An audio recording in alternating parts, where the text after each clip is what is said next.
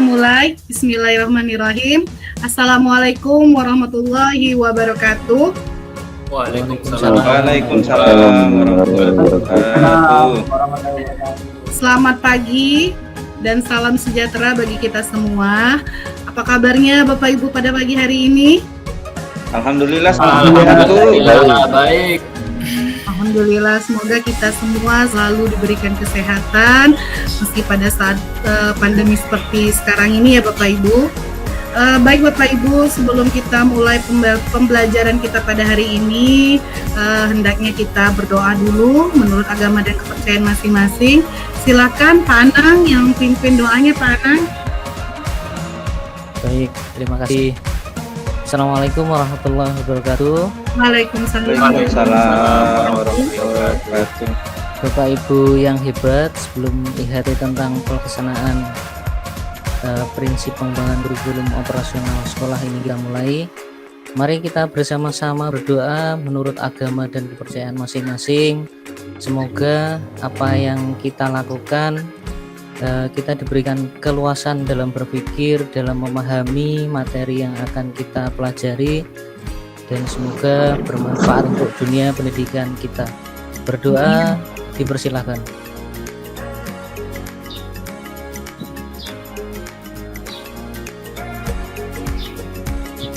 Berdoa selesai. Terima kasih Bapak Ibu. Assalamualaikum warahmatullahi wabarakatuh. Waalaikumsalam warahmatullahi wabarakatuh. Terima kasih Pak Anang. Baik Bapak Ibu, untuk kegiatan pembelajaran kita hari ini IHT kita lanjutkan.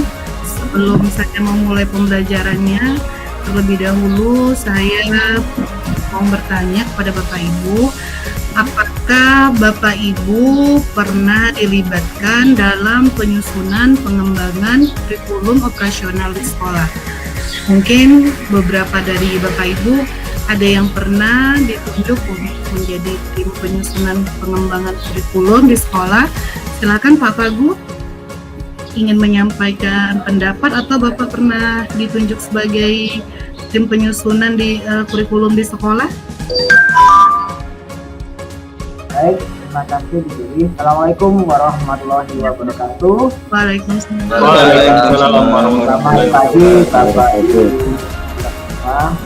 Ya, di sekolah kami SMK Negeri Tarakan, pengembangan kurikulum itu dan keterlibatan saya itu dimulai dari pakar kurikulum itu memberikan sosialisasi tentang peraturan dirjen yang bikin kurikulum, kemudian SK dirjen yang berisi tentang KIKD. Kemudian dari tim kami itu menganalisis isi daripada struktur dan KIKD kurikulum itu. Nah, setelah itu kami mengusulkan untuk mengadakan workshop kurikulum dengan dunia usaha dan industri yang menjadi partner terkait dengan sekolah kami. Maka diadakanlah workshop kurikulum antara sekolah dengan industri. Nah, dalam kurikulum itu dibahaslah keterkaitan antara kurikulum dan kompetensi yang ada di industri. Nah, hal ini tujuan agar apa yang ada dalam kurikulum sekolah itu bisa sinkron dan selaras, sehingga apa yang diajarkan di sekolah bisa link and match dengan kompetensi yang dibutuhkan. Nah, setelah workshop kurikulum, hasilnya itu disahkan oleh dinas pendidikan. Kemudian dari hasil pengesahan itulah kurikulum ini menjadi pedoman bagi sekolah kami untuk memberikan pembelajaran yang diturunkan dalam silabus, kemudian diturunkan lagi dalam RPS dan diberikan atau diajarkan di siswa di kelas. Namun dalam perjalanannya, jika di industri itu ada inovasi baru, maka kurikulum ini akan disinkronkan lagi, dikeluarkan lagi. Karena prinsip kurikulum itu salah satunya adalah fleksibel, dinamis, harus bisa mengikuti perkembangan zaman, termasuk perkembangan teknologi yang ada di Indonesia. Seperti itu, Bu Dewi. Ya, terima kasih Pak Pagu, luar biasa ini jawaban dari Pak Pagu ini karena udah mengalami langsung ya Pak di sekolahnya. Silakan kalau teman-teman peserta yang lain ada yang ingin menanggapi. Pak Weli mungkin, Pak Weli. Siap Bu.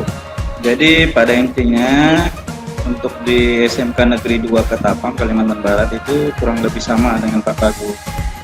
Jadi ketika awal-awal kami menyusun itu untuk pihak sekolah, wakil kurikulum dan kepala sekolah itu membentuk tim penyusun kurikulum.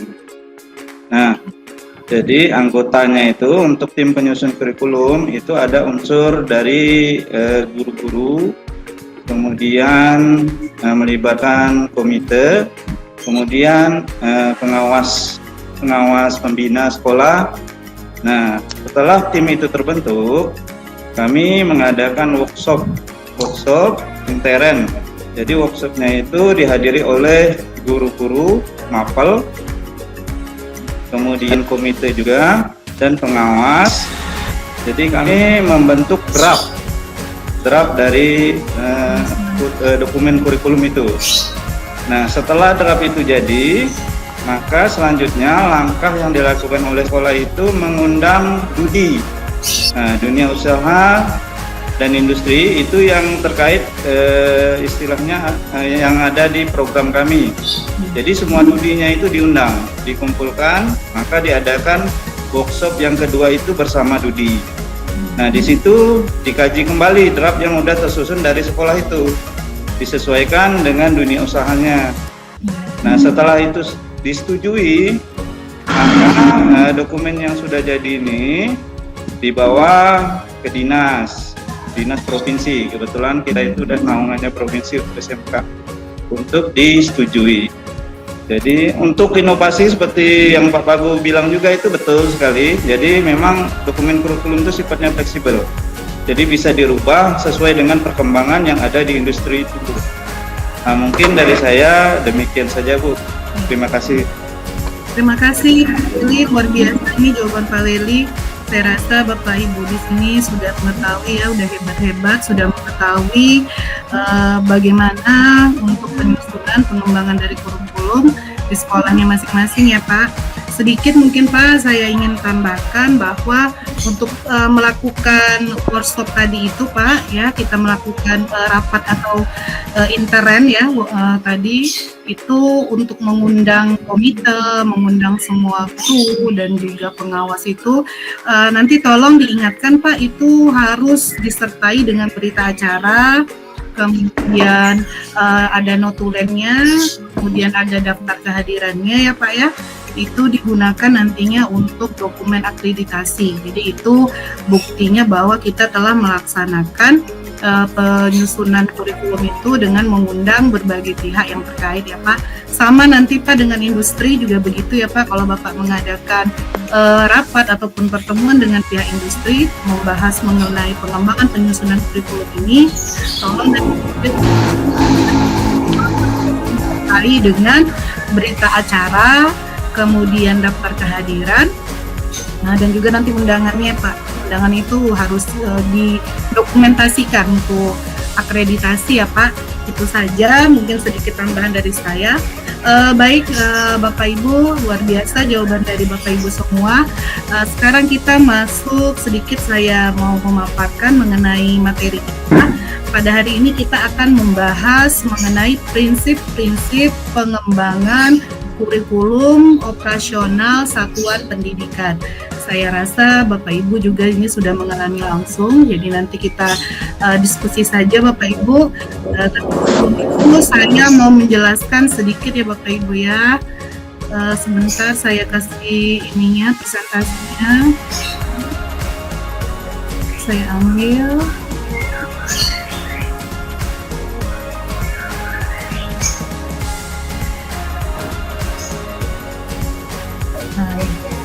Oke, nih Bapak Ibu, sudah terlihat Bapak Ibu? Belum. Masih loading. Bentar ya. Sudah. Oke, siap. Sudah masuk. Sudah Bu. Oke, terima kasih. Oke. Ini ya yang kita bahas pada pagi hari ini. Materi kita adalah tentang prinsip pengembangan kurikulum operasional satuan pendidikan. Di sini ada tujuan pembelajaran, jadi nanti setelah pembelajaran ini berjalan, saya berharap Bapak Ibu bisa mampu memahami apa itu sebenarnya kurikulum, pengertian kurikulum, dan prinsip-prinsip pengembangan penyusunan kurikulum operasional satuan pendidikan. Itu yang pertama. Yang kedua, diharapkan nantinya Bapak Ibu mampu mengidentifikasi prinsip-prinsip pengembangan penyusunan kurikulum operasional satuan pendidikan. Itu tujuannya tadi ya Bapak Ibu ya, tujuan pembelajaran kita pada hari ini. Pertama itu tentunya kita harus mengenal apa itu kurikulum itu sebenarnya Bapak Ibu. Kalau dalam pepatah itu istilahnya, kalau tak kenal maka tak sayang Bapak Ibu. Jadi kita kenalan dulu. Jadi kurikulum itu merupakan seperangkat rencana dan pengaturan yang mengenai tujuan, isi, dan bahan pelajaran serta cara yang digunakan kegiatan pembelajaran untuk mencapai tujuan pendidikan kita. Ini berdasarkan Undang-Undang ya tahun 2000 yang dapat membantu proses berpikir dan mengembangkan satuan pendidikan yang merupakan hasil refleksi semua unsur pendidik di satuan pendidikan yang kemudian ditinjau secara berkala guna disesuaikan dengan dinamika perubahan dan kebutuhan peserta didik. Jadi intinya bahwa kurikulum operasional satuan pendidikan itu merupakan seluruh rencana proses belajar yang diselenggarakan ya Bapak Ibu ya di satuan pendidikan, digunakan sebagai pedoman, kemudian yang akan nantinya kalau kita kembangkan itu sesuai dengan konteks dan kebutuhan dari peserta didik dan satuan pendidikan. Kemudian kita masuk pada prinsip-prinsip pengembangan kurikulum operasional di satuan pendidikan. Yang pertama berpusat pada peserta didik. Berpusat pada peserta didik di sini itu pembelajaran harus memenuhi potensi, kebutuhan, perkembangan, dan tahapan belajar serta kepentingan dari peserta didik tersebut. Kemudian untuk profil pelajar Pancasila ini selalu menjadi rujukan pada semua tahapan dalam penyusunan kurikulum operasional sekolah. Jadi karakter profil pelajar Pancasila ya Bapak Ibu ya, P3 ya Bapak Ibu. Jadi ini yang untuk satuan kurikulum sekarang itu penerapannya ke situ. Kemudian kontekstual, yang kedua kontekstual. Kontekstual itu di sini menunjukkan kekhasan dan sesuai dengan karakteristik satuan pendidikan, konteks sosial, budaya, dan lingkungan, serta dunia kerja dan industri. Nah, di sini bisa dijabarkan sebagai sesuai dengan keadaan lingkungan gitu. Misalnya di tempat Bapak Ibu itu kondisinya bahwa di sana banyak industri otomotif gitu ya, misalnya bengkel resmi terdapat di sana, maka anak-anak itu dipersiapkan untuk memiliki kompetensi memasuki dunia industri sesuai dengan kebutuhan industri. Itu ya Bapak Ibu. Kemudian yang ketiga akuntabel. Yang ketiga esensial. Esensial ini merupakan semua informasi penting atau utama yang dibutuhkan oleh para pemegang kepentingan tentang kurikulum yang digunakan di satuan pendidikan dapat diperoleh di dokumen tersebut. Artinya kurikulum itu memberikan informasi yang utama bagi kepentingan dalam kegiatan pembelajaran. Seperti adanya CP, capaian pembelajaran, kemudian memuat rencana pelaksanaan pembelajaran ya Bapak Ibu ya di dalam kurikulum, dan juga memuat untuk data siswa itu berkaitan nanti dengan nilai rapor dan juga persentase atau jumlah kelulusan. Itu bisa kita ketahui dari kurikulum ya Bapak Ibu. Kemudian akuntabel ini dapat dipertanggungjawabkan karena berbasis data dan aktual. Maksudnya akuntabel di sini dapat dipertanggungjawabkan bahwa kurikulum yang kita susun itu berdasarkan data Bapak Ibu, data yang kita peroleh dari berbasis data di situ ya, maksudnya data yang terdapat di sana itu kita peroleh dari misalnya dari hasil nilai rapor Bapak Ibu, kemudian dari jumlah persentase lulusan juga bisa kita ketahui dari situ. Jadi akurat gitu, dan dapat dipertanggungjawabkan. Kemudian melibatkan berbagai pemangku kepentingan. Di sini untuk pengembangan kurikulum satuan pendidikan ini bisa melibatkan seperti yang dijelaskan Pak Pangu tadi di awal ya, melibatkan dengan Pak Weli ya Pak ya, itu bisa melibatkan komite satuan pendidikan dan berbagai pemangku kepentingan, antara lain orang tua, organisasi, berbagai sentra, serta industri dan dunia kerja untuk SMK di bawah koordinasi dan supervisi dari Dinas Pendidikan atau kantor kementerian yang menyelenggarakan urusan pemerintah di bidang agama sesuai dengan kewenangannya. Ya, kalau kita misalnya di stakat itu nanti setelah disetujui oleh kepala sekolah, maka nanti bisa kita saka dengan Dinas Pendidikan daerah setempat.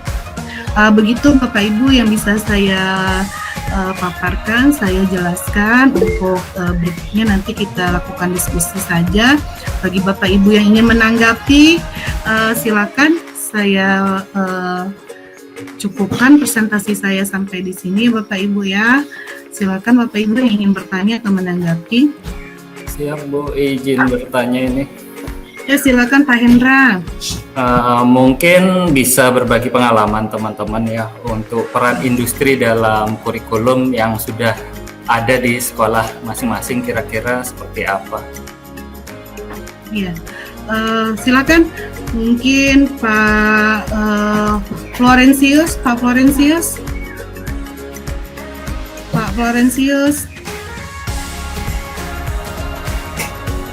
atau Pak. Oke, siap Bu. Pak Dengar ya, Bu suaranya? silakan Pak Florentius. Iya, silakan Oke, Pak. mohon maaf Bu, Ya, suaranya saya dengar ini. putus-putus. Oke Bu, berkaitan dengan prinsip pengembangan kurikulum tadi Bu ya, berkaitan dengan kurikulum operasional sekolah. Oke, kalau di sekolah saya, ya penyusunan. Kalau di sekolah saya Bu, sampai saat ini saya pun belum pernah sama sekali terlibat di dalam penyusunan kurikulum operasional sekolah.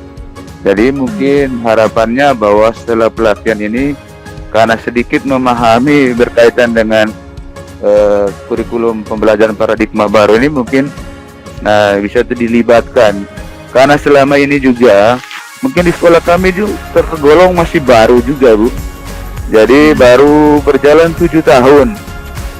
Kemudian, faktor SDM-nya baru Bu.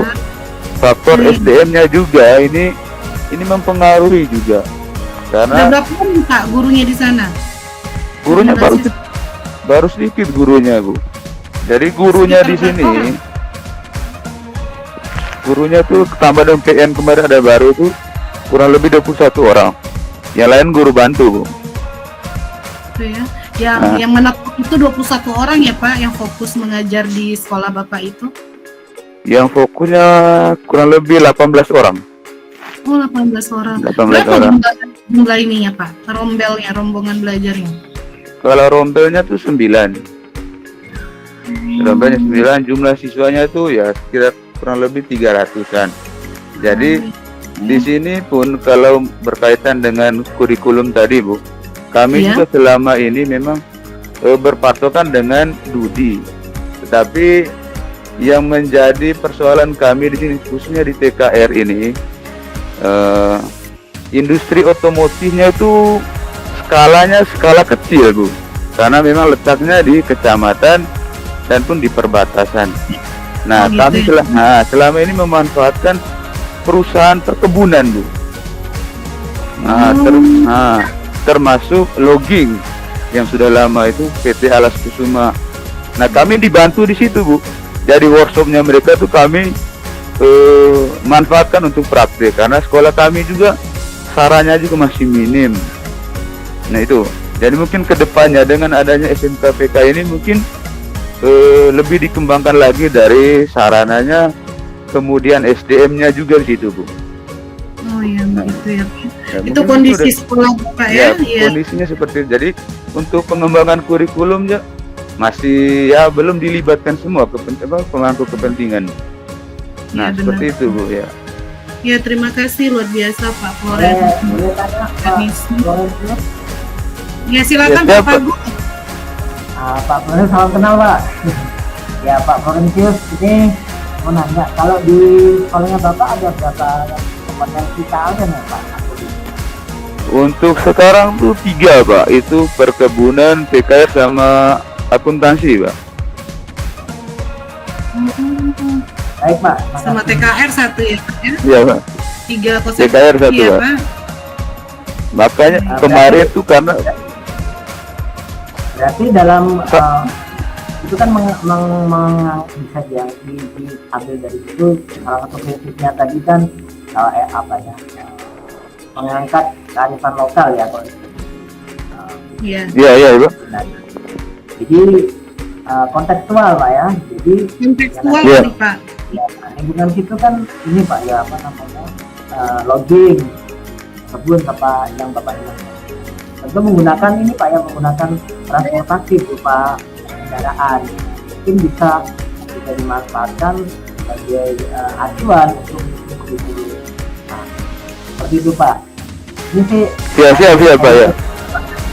apalagi Bapak sudah mengadakan salah satu kerjasama praktek itu lebih itu aja sih Pak yang mau saya share ke Pak. Siap Pak. Terima kasih Pak Pagu, Pak Florianus ya Pak ya. Siap Terima Bu. kasih atas masukannya, kemudian berbagi pengalaman ya Pak. Siap Bu. Kalau berbagi pengalaman kita belajarnya ini ya Pak ya, saling share pikiran, berbagi pengalaman ya Pak ya. Dengan begini mudah-mudahan dapat menginspirasi kita untuk perbaikan kemajuan sekolah kita nantinya ya Pak ya, khususnya pada penyusunan pengembangan kurikulum operasional di sekolah. Seperti yang Bapak Florianus itu tadi katakan bahwa sangat minimnya industri ya Pak ya, dunia industri yang berkaitan dengan teknik kendaraan ringan otomotif ya Pak di sana ya Pak, banyak perkebunan ya Pak PT-nya di sana ya Pak. Ya, kalau untuk industri otomotif itu memang minim, tetapi kami di sini itu memanfaatkan industri perkebunan kelapa sawit, di mana di situ kan ada workshopnya. Kami di situ Bu. Kemudian kemudian ada pertambangan. Jadi kami di sini lebih banyak itu menjurus ke alat berat jadinya Bu. Jadi ketika siswanya ketika siswanya diarahkan ke situ, karena kan berkaitan dengan misalnya di perusahaan logging, itu kan kayu Bu. Jadi banyak alat beratnya di situ, kemudian ditambang pun gitu.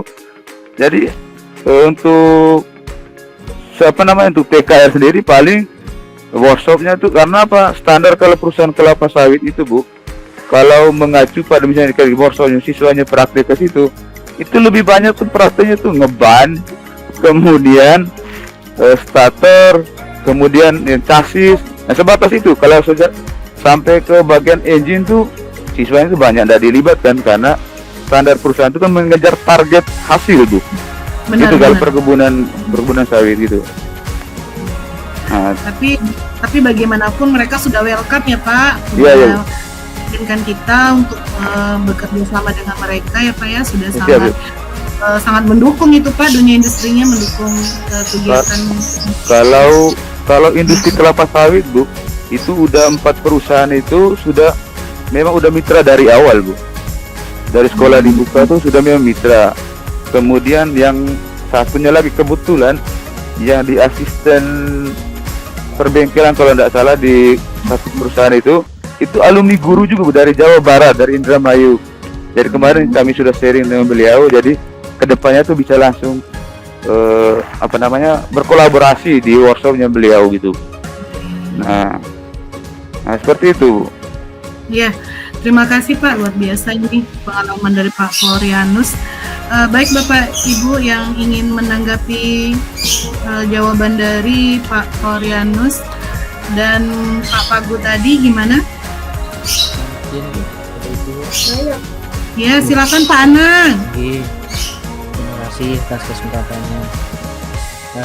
Dari silakan, Pak. apa yang dipaparkan oleh Bu Dewi, Pak Willy, Pak Pagu, Pak Florianus, memang kondisi setiap sekolah berbeda. Nah, itu Iya, tadi benar.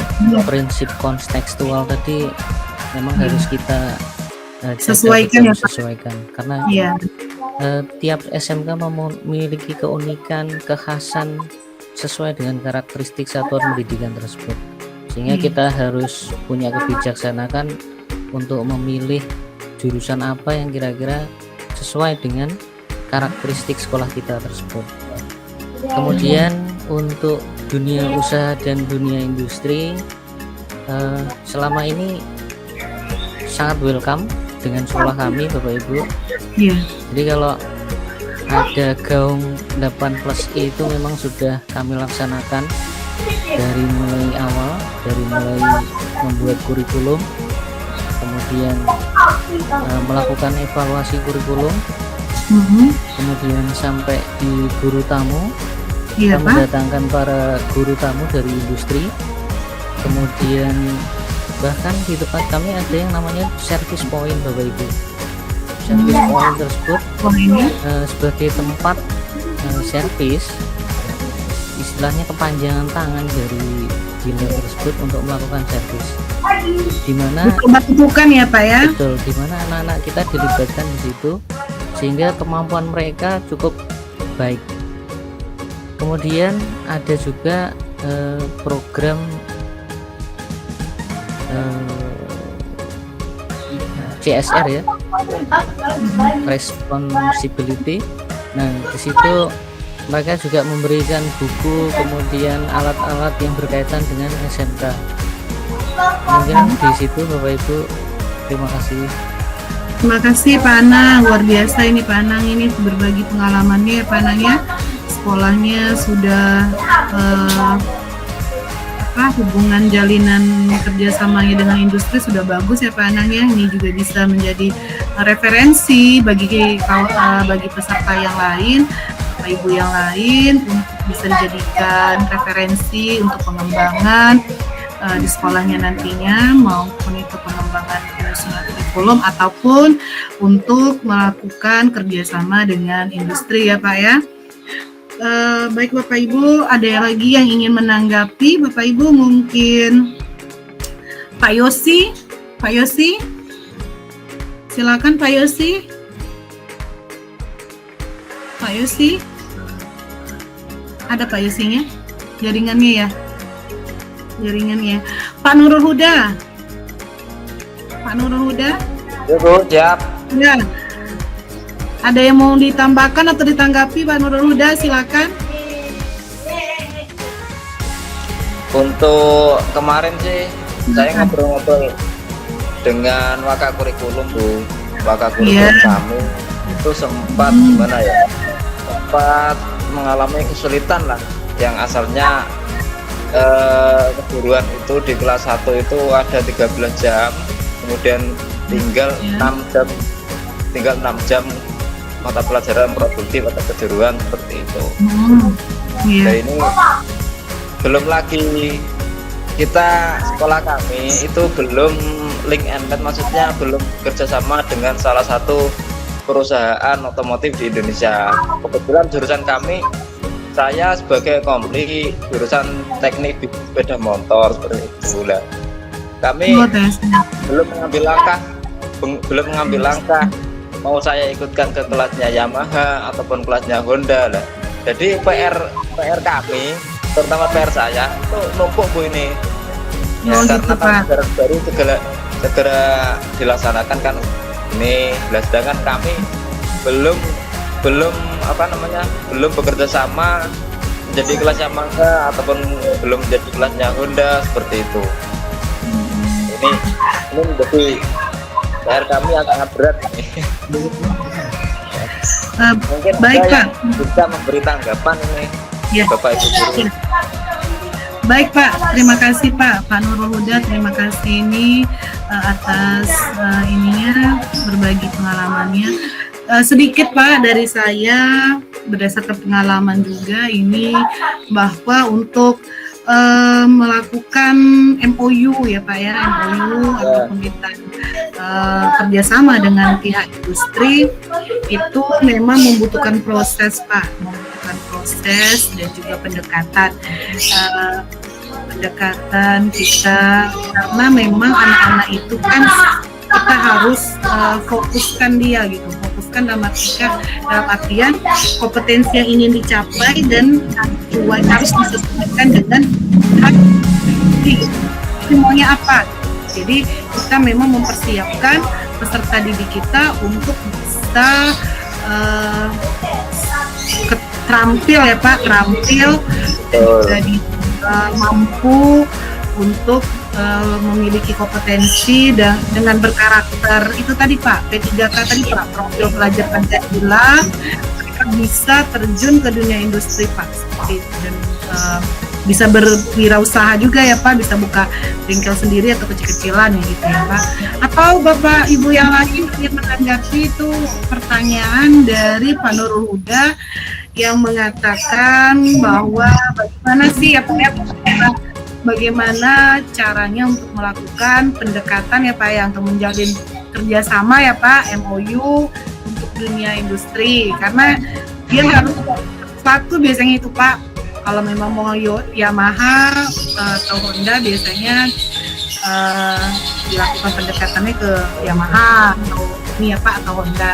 Nah, Bapak Ibu yang lain Ya masalahnya kan itu, masalahnya kan kurikulum baru ini kan segera dilaksanakan di tahun ini kan gitu gitu. Iya benar Pak, yang kalau untuk sekolah TK benar Pak, tahun ajaran ini Pak, tahun ajaran ini. Sedangkan kemarin saya menghubungi pihak Yamaha regional Jawa Timur, itu kalau saya mengajukan sekarang itu ACC-nya memerlukan waktu kurang lebih 4 bulan baru dia mau turun ke daerah kami untuk survei seperti itu. Nah, sedangkan KBM kan harus dimulai bulan Juli ini seperti itu. Lah ini saya bagaimana dalam penyusunannya seperti itu kan.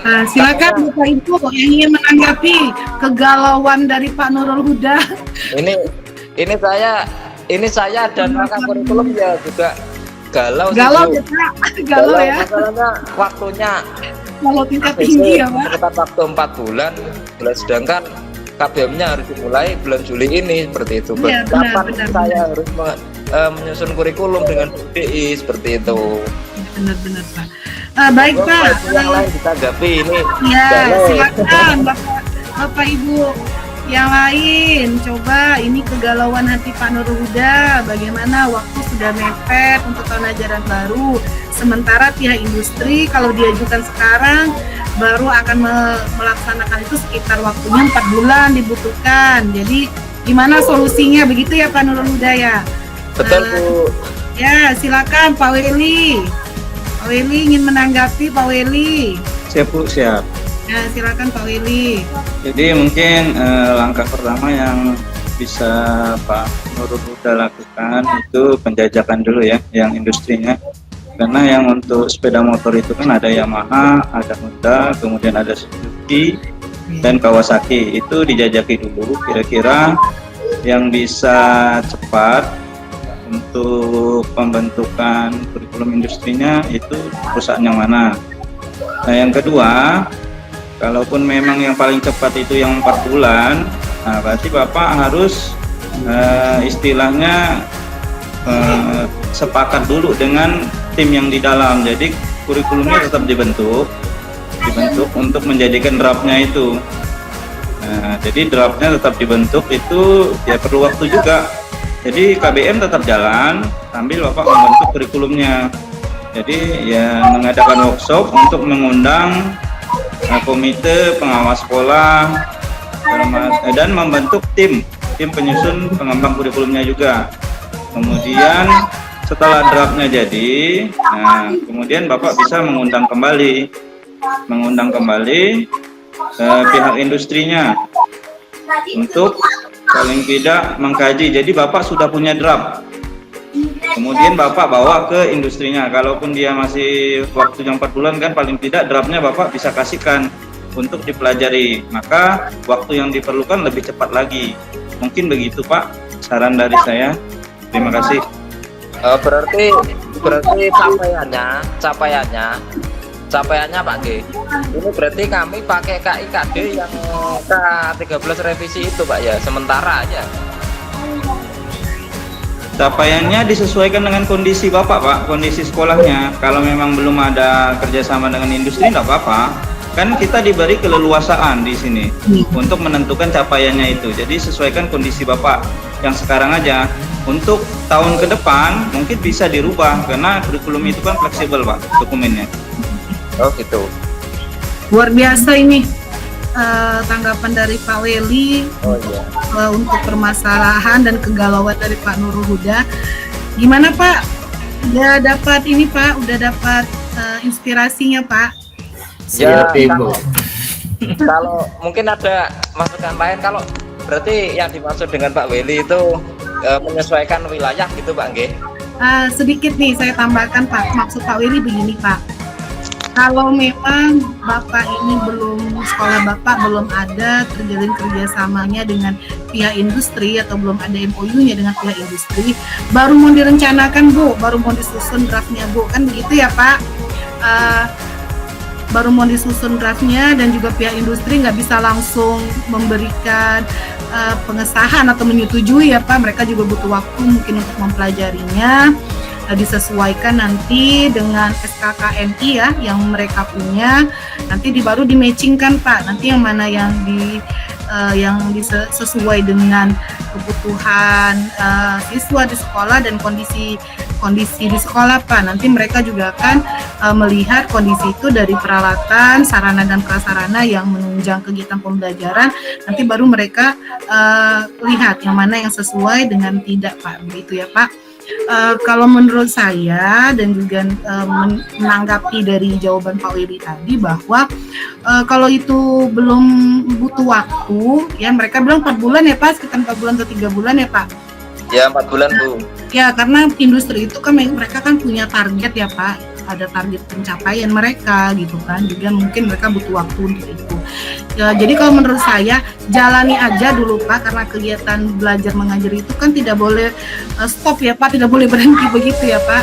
Jadi tetap kegiatan pembelajaran dijalankan disesuaikan dengan kondisi sekolah Bapak begitu Pak.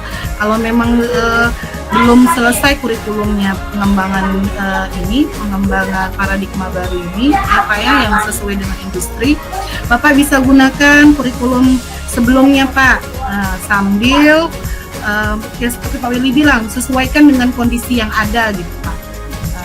Siap Bu. Ya, itu mungkin sedikit tambahan dari saya. Mungkin Pak Hendra ingin menambahkan. Pak Hendra, silakan Pak Hendra. Siap Ibu. Kalau tanggapan sih nggak ada, cuma ya berbagi pengalaman. Kalau dari sekolah saya, di mana kita kerjasama itu terkendalanya kalau kita kerjasama banyak pihak yang terkait di situ. Jadi kita memang harus fokus satu pihak yang akan bekerja sama dalam pengembangan kurikulum. Contohnya kami ini sudah bekerja sama dengan untuk TKR, jurusan TKRO itu di Toyota atau 2000. Kita kerjasamanya sudah cukup jauh, mulai dari perkembangan yang ada di Auto 2000, sarana dan prasarana. Jadi kita sudah mulai menyesuaikan sesuai dengan kebutuhan industri. Jadi memang kita mulai pembelajaran juga kita sudah terkaitkan dengan industri. Jadi yang nggak dipakai itu ya kita kurangi. Yang pembelajaran yang nggak dipakai lagi, yang di unit-unit terbaru ini sudah nggak ada, kita sudah mulai kurangi pembelajarannya. Mungkin ya nantinya akan dihilangkan itu hanya pengenalan dasar aja. Iya. Gitu. Ya, terima kasih Pak Hendra, luar biasa jawaban dari Pak Hendra. Sedikit saya tambahkan, jadi kalau untuk materi itu yang esensial aja ya Pak, yang esensial aja, yang benar. Ya, yang sesuai dengan kebutuhan industri ya Pak, yang akan kita ajarkan kepada peserta kita secara ini ya Pak ya, secara sistematis ya, secara komprehensif. Sedangkan yang untuk materi-materi non esensial dalam artian hanya pengetahuan secara umum ya Pak, itu bisa kita lakukan dengan tanya jawab misalnya ya Pak ya, bisa kita sampaikan seperti itu, atau siswa diberi kesempatan untuk literasi ya Pak, membaca ini bahan ajar kita dulu terlebih dahulu, atau dengan diskusi begitu tanya jawab ya Pak ya. Tapi tetap Pak disampaikan Pak, jangan nanti anak-anaknya siap Bu, pengenalan dasar itu pasti Bu. Ya. Nah, pengenalan dasar itu pasti untuk kita sampaikan untuk penunjang ke depannya, karena memang dasar itu semuanya dari dasar, dari awal ya, dari konvensional juga berawal menuju ke injeksi, walau mau sampai ke hybrid, ke elektrik gitu. Semuanya kan berawal dari awal. Konvensional ya Pak ya awalnya. Masih konvensional Bu, sampai ke sekarang hybrid kita belum bisa ngikutin, sayang kan Bu. Iya, karena memang kan terkendala itu pasti di sarana dan prasarana Pak. Saya rasa bapak-bapak ibu di sini luar biasa hebatnya ini kalau dalam memberikan pengajaran dengan bahan materi mungkin luar biasa bagusnya gitu ya Pak ya. Cuman kita memang terkendalanya di sarana dan prasarana ya Pak, masih belum memadai. Bukan berarti tidak ada, tapi belum memadai seperti kalau standar industri diikuti Pak, luar biasa Pak standar industri. Makanya itu peran serta industri itu memang harus dijalin cukup erat itu untuk menutupi kekurangan kita.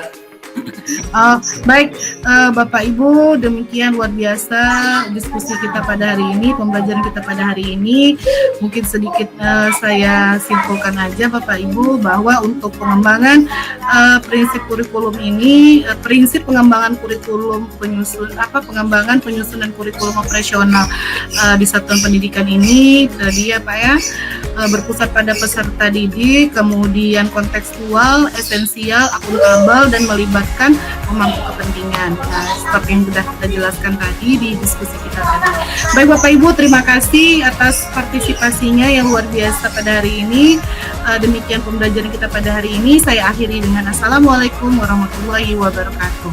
Waalaikumsalam warahmatullahi wabarakatuh. Foto bersama, perlu nggak foto bersama? Foto bersama boleh Pak, untuk dokumentasi silakan dibuka maskernya. Ya. Ya Bapak. Tangan yang ini, teman dulu. Pak Hendra teman dulu. Mungkin PowerPoint-nya di tutup dulu. Ya. Oke. Biar kelihatan semua. Ya. Ya. Yosi, kameranya Pak Yosi. Pak Yosi. Pak Yosi mana ini masuk Pak Yosi? Pak Yosi. Pak Yosi. Silakan Pak, dibuka dulu Pak kameranya, diaktifin kameranya. Ini gangguan jaringan ini kayaknya. Ini gangguan jaringan ini. Ayo. Oke, SMK bisa. Ya, SMK bisa. Vokasi. Literasi. Oke, siap. Terima kasih semuanya teman-teman. Terima kasih Bapak Ibu semuanya. Saya akhiri. Assalamualaikum warahmatullahi wabarakatuh. Waalaikumsalam warahmatullahi wabarakatuh.